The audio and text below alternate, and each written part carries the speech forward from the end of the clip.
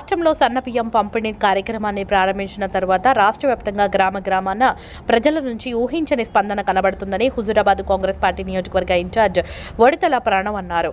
సోమవారం రోజున హుజూరాబాద్ పట్టణ పరిధిలోని 13వ వార్డు ఇంద్రనగర్లోని రేషన్ కార్డు లబ్ధిదారులు పోతుల శ్రీవాణి శ్రీనివాస్ ఇంటికి భోజనానికి ఆహ్వానించగా వారి ఇంటికి ప్రణవ్ వెళ్లారు.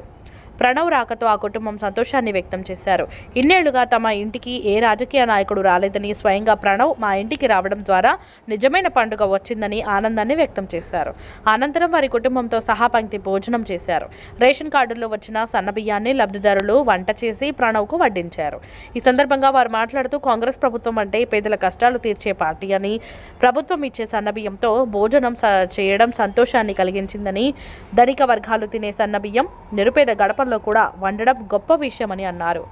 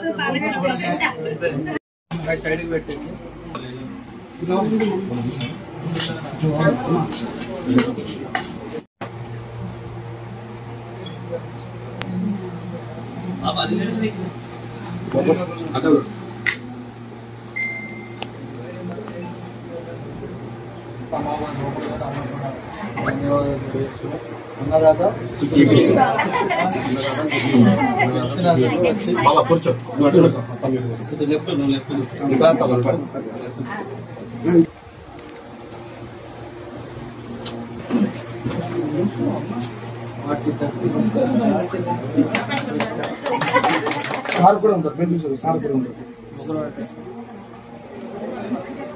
సైలెంట్